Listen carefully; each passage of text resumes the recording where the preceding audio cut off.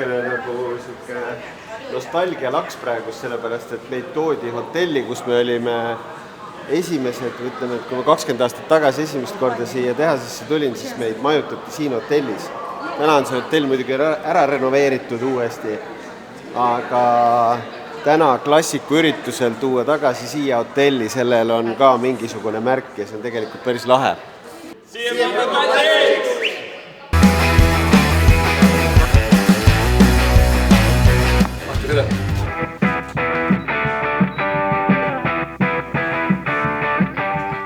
No nii, pikk reis selja taga, üle 12 tunni. Hakkas hommikul juba varakult pihta. Enne 9 autoga Tallinna poole sõitma Tartust ja siis lennujaamast Helsingisse. See oli õnneks kiire sõit, see läks pool tundi, aga edasi 8,5 tundi oli päris väsitav juba seal. Õnneks oli suur mugav lennuk, sai televiisorit vaadata ja nii sinna Shanghaisse siis kohale jõudsimegi täna hommikul vara. Ja nüüd juba olen jõudnud oma hotellituppa. Shanghai eeslinnas siis nimi praegu ei tule jälle kohe meeldegi nagu ikka. Aga väga uhke värk, päris kõrge korrus, väga ilus tuba. Varsti saab lõunasöögi, siis veel uhkema õhtusöögi ja homme läheb siis suuremaks ürituseks siin lahti, et eks näha, mis saama hakkab. Proovisõidud, koosolekud, autasustamised. Ma ei oska mitte midagi isegi oodata praegu, et ma ei tea, kes toimub siin või siin toimub mujal. Viiakse just ikka kuskil ära. Viiakse linna sööma. Ei teagi, mis see Eesti aja järgi, mis kell me sõime niimoodi? Kell on praegu Eesti aja 8 hommikul. 9? 8. 8. Ja mis kell me sõime? Mingi 100 aastat tagasi.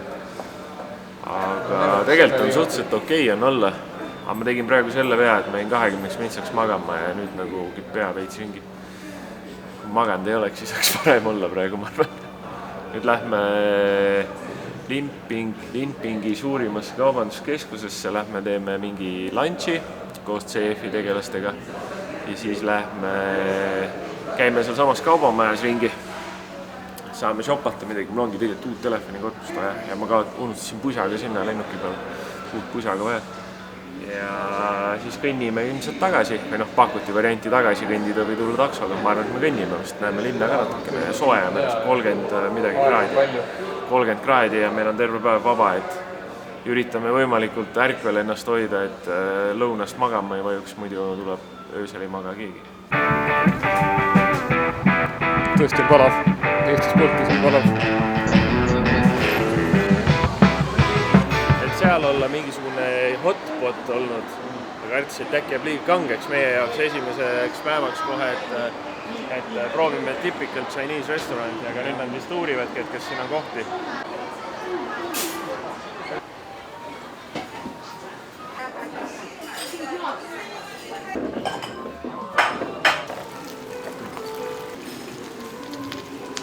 Ühesõnaga just rääkisime Lauriga, et ükski asi ei ole vürtsikas, kõik siin räägivad, et ükski asi vürtsikas ei ole, aga siis jõudis aeg selle asja kätte. See on päris vürtsikas.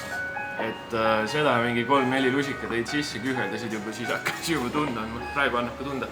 Raske on rääkida veits. Aga suures osas ülejäänud asjad väga vürtsis, pigem olid nagu sellised magusapud või soolased isegi. Aga halvasti, selles suhtes ei maitsenud midagi. Vist kõige vähem lemmikum oli see mingi tofu ja mingi mereandide supp, et sellel oli, ta ei olnud nagu supp ka, mingi vedel tarretis, ma ei ole väga maitset teadnud. Aga siiamaani oli üliäge kogemus. Söök oli hea. Pigem vähem vürtsikas, aga paar asja panid ikka suu põlema ka, nii et... Tulime mingit traditsioonilist Hiina magustoitu proovima, mis võiks olla midagi riisiga. Ütlesin, et jõle pidi olema, kui on riis ja mango ja mingid asjad veel kokku segatud, aga siin on neid. Ja siis me mõtlesime, tulemegi siia, võtame selle, aga siin on nagu isegi seda variatsioon on 4 ja 5 erinevat, ehk siis nüüd me üritame välja selgitada, et milline see kõige parem on. Vaata, milline see kott juba on. Ei ole mingisugune pakendikeskuse 99 sendine asi, siin on nagu, kurat, see on vaeva nähtud ikka. See toimub üldse.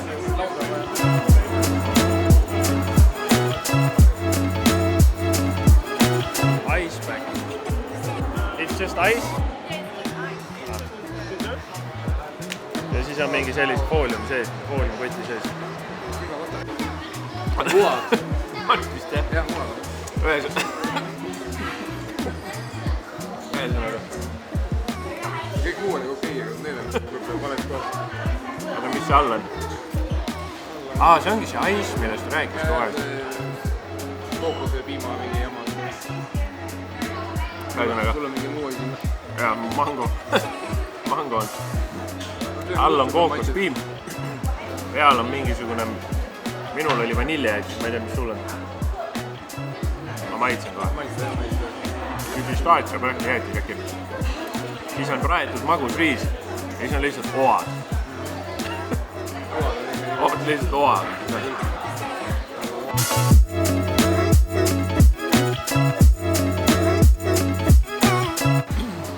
Ma ei tea, miks me enne siia ei tulnud. Lõhnad on siin rämmead ju. Selles suhtes, et kõht ei ole enam tühi muidugi, aga siin oleks saanud midagi huvitavamat, isegi mulle tundub. Terve korrus on ainult toidukohti täis. Täiesti maitsetu. Veel maitsetu. Kuidas tunned? Ma olin ette tulnud. Midagi ei tunne. Ütlesin, et ma tahaks seda telefonikorpust, mul on siuke vana juust. Tahaks välja vahetada, mõtlesin, kui me oleme juba siin. 34-aastane mehel. Siin on liiga uued need telefonid on nagu. Mul on natukene vana, vaata. Mul on iPhone 12 Pro, aga siin hakkavad nagu 15. Ma ei tea, Hot Wheelsi viia siit koju tundub veits lampi. Ei või. Pikalt otsisime, ei leidnudki lõpuks. Nagu eilne kohvi, mis on ära jahtunud ja jääd on sisse pandud. Aga noh, eilne kohvi oli väga hea iseenesest. Tegelikult on see ka hea. Kuidas liiklus tundub? Yes, papi. I love it very much. Tundub nagu Hiinas oleks. Et segane. Need rollerid on kuidagi liiga palju, aga põnev. Kell on 7:25. Oleme siin Wyndham Hangzhou hotelli restoranis siis õhtusööki söömas. Toidud saavad kohe läbi, veinid saavad ka kohe läbi. Aga tänane päev oli põnev, jõudsime üsna vara, aga see andis mulle võimaluse nagu linna avastada. Käisime oma nii-öelda Hiina-poolse meeskonnaga siis mööda kaubanduskeskusi, tutvusime kohaliku gurmeemaailmaga ja tegelikult ongi aeg varsti magama ära minna, sest et lennukis väga palju meist keegi ei maganud. Aga see-eest homne päev hakkab kell 7 ja homne päev tuleb kindlasti põnev. Teeme tehase tuuri, teeme uute mudelitega proovisõite. Ja siis võtame homse päeva uuesti samamoodi kokku ja räägime põnevamatest hetkedest. Stay tuned!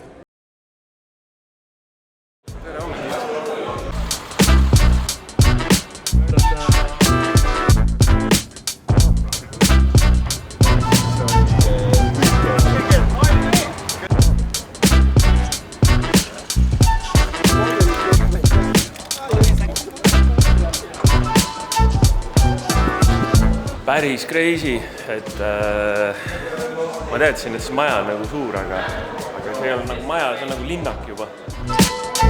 Tere tulemast, astuge edasi. Ei tea, mis nende külmade kohvidega on? Ei tea, jah. Pole kuuma kohvi siin saanud.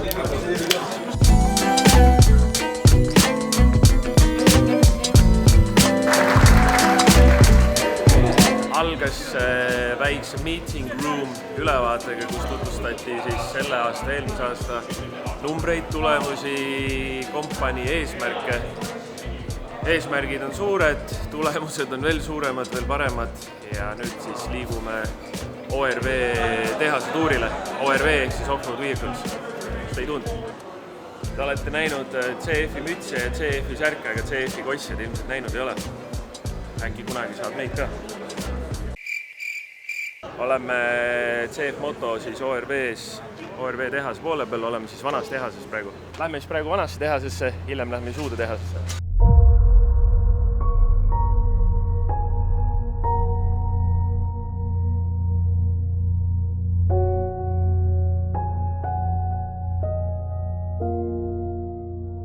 Vägev värk. palju suurem, kui ma oskasin ette arvatasin. Aga kuidagi päris palju käsitööd ikkagi, et roboteid kui sellist meil ei väga palju ei ole. Aga sellist on ka vana tehas, nii et pärast näeme uut tehast, võib-olla seal on teistmoodi asjad.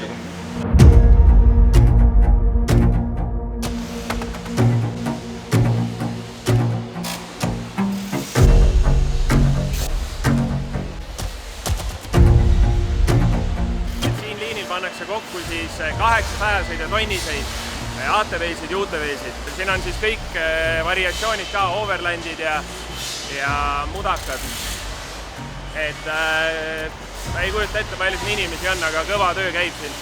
2 minutit on igal inimesel oma nii-öelda töökohal siis aega toimetada ja ühe masina kokkupaneku 0-100-ni on 90 minutit, kuskil 1,5 tundi ja siis on sellisel kujul on see sisuliselt koos. Et mis jäi seal koha peal siis tehases näitamata, rääkimata, ta jäi näitamata sellepärast, et meil on ajagraafika nii tihe, siis meid ei viidud nii-öelda sinna rajale, aga tegelikult masinad pannakse kokku ja siis viiakse testsõidule, kus siis testitakse nuppe, kange, kõiki asju läbi, bumpy road, sile road, erinevad asjad, funktsioonid vaadatakse üle ja siis alles seejärel pakitakse tegelikult kastidesse, ehk siis on kvaliteedikontroll ka. Läheme nüüd showroom tuurile, siin samas seina taga siis palju erinevaid masinaid ja pärast seda siis läheme mootorratta tehasesse ka tuurile. Nii et vaatame siis, mis tulemus on.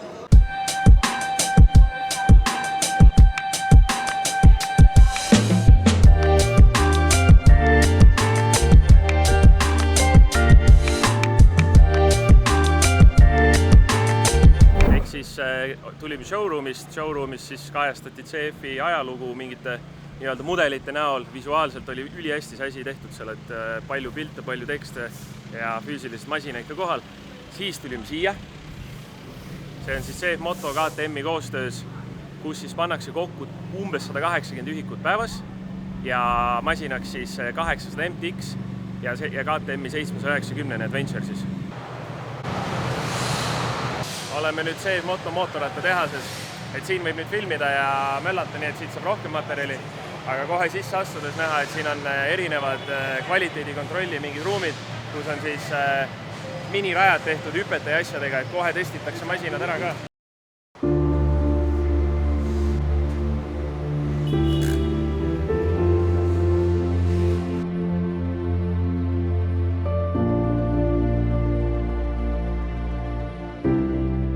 Tehase külastused on nüüd läbi ja nüüd on aeg lõunaks ja peale lõunat proovisõidud.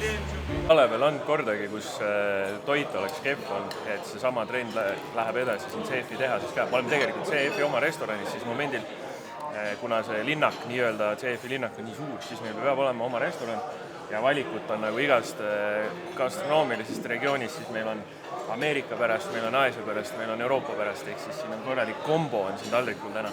Et ei pea sööma ainult ühe riigi toitu, et saab kõike. Kus sa siia?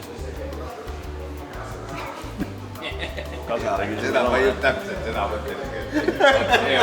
See ongi see kõige piinlikum asi. Täitsa kogemata tulevad mehed, kellel tulevad ühesugused särgid seljas. Sina ka siin.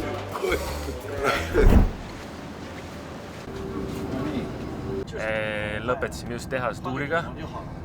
Meiega liitusid mõned sõbrad Eestimaalt ja nüüd läheme kõik koos siis uue generatsiooni CF Moto ATV-ga sõitma. Mootori kubatuuri ei lubatud öelda, saladus, aga liigume kuskil tunni aja kaugusele praegu. Tulemas on 2-3 tunni kõvat rallimist. Saame siis proovida uuema tüübi CF-i masinaid ja näeme natukene siis tulevikku. Sõbrad, oleme The Queen kohalises siis kuskil mägede vahel ja hakkame sõitma 4 uue mudeliga. Mudeliks on siis uus C-platvormi ATV, CF Motolt 2 UTV-d, siis U10 ja U6 elektrikas ja Ghost 1000 Terox. Meil paluti ise äranist meeles pidada, et selle uue mudeli kohta ei tohi öelda, et see tuleb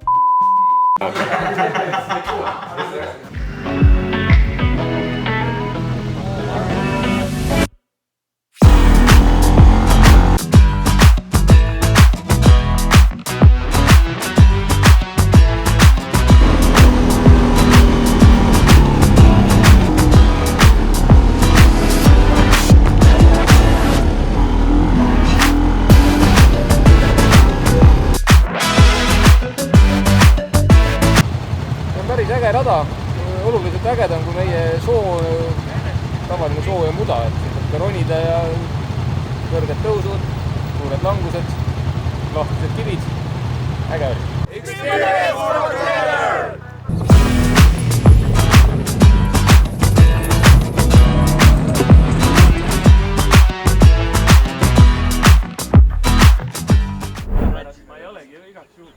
Just lõpetasime 2-tunnise ringi, mina proovisin isiklikult kõiki masinaid. Minu püsiv lemmik on jäädavalt tonnine Ghost Aerox. Haige killer masin nagu, ülimõnus, sujuv. Aga minu kõrval on Eesti palavalt armastatud laulik Jaagup. Mul lihtsalt palav on praegu. Tal on praegu lihtsalt palav, aga tema küsime, mis Jaagup sulle enim muljet täna avaldas? Midagi ei ole öelda, Aerox on see tonnine on kõige parem. See teine oli, ütleme niiviisi, et ta ei olnud nii huvitav sõita. Ja kui küsida, kas UTV või ATV, siis alati ATV minu jaoks vähemalt, sellepärast, et siin sa nagu rohkem suudad kontrollida, seal sa oled nagu, isegi kui sa roolis oled sa kaasreisija. Täiesti nõus eelkõnelejatega, et Ghost tonnine oli kõige mõnusam sõita. Mehine hääl mõnusalt läks edasi, kuidagi pehme, mugav, turvaline tunne. Käri oma käri ja...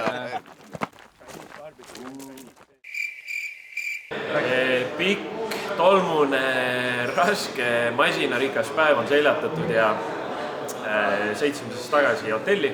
Seal pühkisime tolmu maha ja saime uuesti kell 6 all lobis kokku. Nüüd on suur dinner koos suurte bossidega ja vaatame siis, mis hiinlastel gurmeemaailmas meile pakkuda on. Energiajooki. See näeb juba suhteliselt tõve. Tere hommikust! Oleme nüüd tagasi CF Moto tehasest. Täna on siis CF Moto Classics võitjate presentatsioon, oma loo rääkimine, siis CF Moto bosside ees, ütleme, ja terve suure publiku ees. Meie võitja Lauri, kellel on siis 18 aastat kogemust CF Motoga, ehk siis tegelikult temal oli üks esimesi ATV-sid, mis jõudis üldse Eestisse CF Moto tehasest. Lauril on siis, vanasti oli 500-ne, mis tuli esimesest konteinerist, mis jõudis siis Hiinast Eestisse koos CF Moto ATV-dega. Et räägime ta loo nüüd siin laval ära ja kuulame ka teiste lood ära ja siis läheb päev edasi täpselt sama suure auruga, nagu on siiamaani läinud.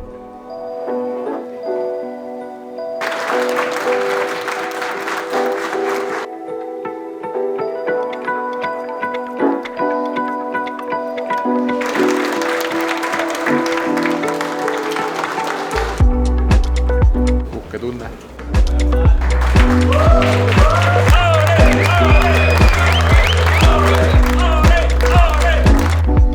Auhinnatseremoonia sai just läbi. Teeme siis kõik auhinnad ära, mis üldse saab võtta andis. Kõige tähtsam auhind ongi siis käte vahel siin Ikma Messi, ei tea, mis sa tegema. Sa oled representatiiv. Jah, olen seal. Ehk siis Lauri läheb CF Motot.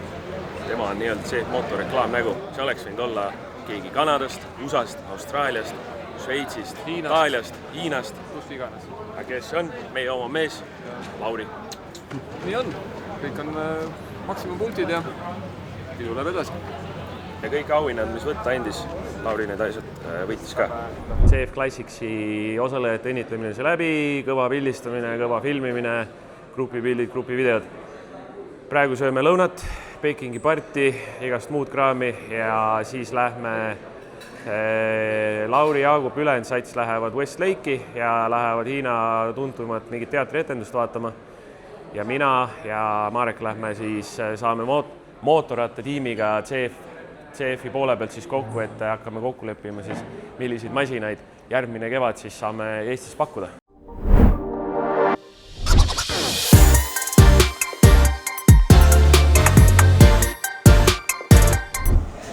Suurepärast etendust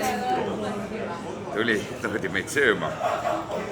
Ma mäletan, kui ma sain ükskord hästi kõva nuhu. Selline täpselt oli. Vaata, proovime ka. Ja maitse oli ka täpselt sama.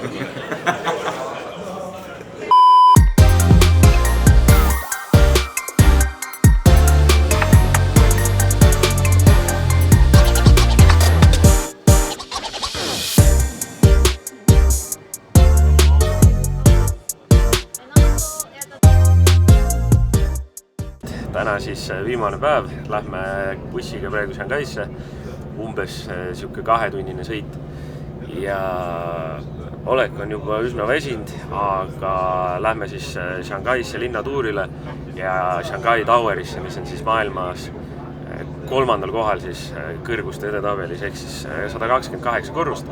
Lähme vaatame, mis seal põnevat toimub siis. Oleme oma uues hotellis Shanghai kesklinnas. Tulime 38. korrusele ja kohe sõidame veel edasi, sest vahepeal peab lifti vahetama, sest ei saa ühe korraga üles sõita.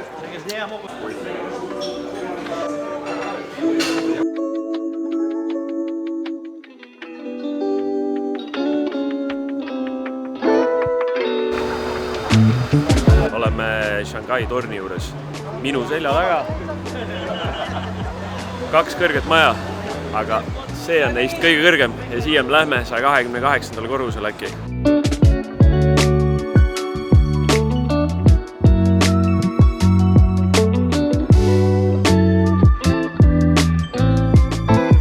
Kohvipilvede kõrgusel, poole kilomeetri kõrgusel.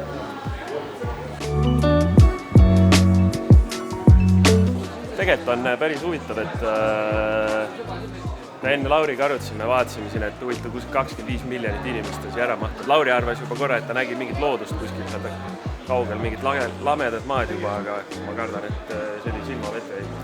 See on madalamad majad, mis ei paista nii hästi välja. Aga kus me käisime ära, kohvi jäime siis 632 meetrit või 632 meetri kõrgusel, mis on siis 128 korrust. Nüüd lähme liftiga alla tagasi, 74 kiltsa tunnis, 55 sekundiga ja minu teada lähme siis järgmiseks kuskile mingisugust shopping streeti vaatama.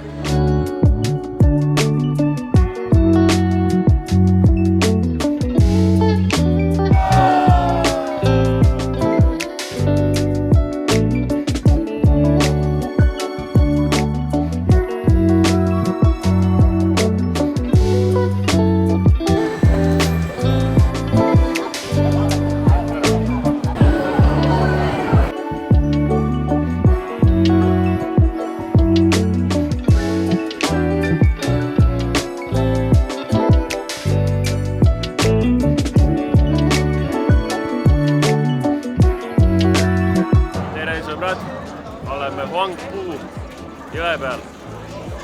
Pikk päev olnud, 29-30 kraadi sooja ja oleme siis mingil praamituuril, ehk siis lähme jõe peale sõitma.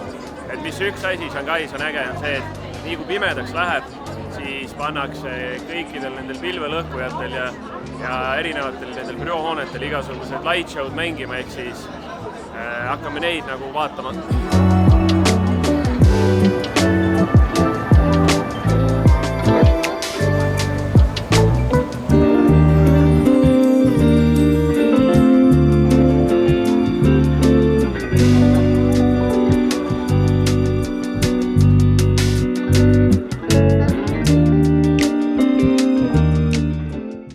Kodus tagasi, 6-päevane seiklus Hiinas on lõpuni jõudnud ja ülikõva oli.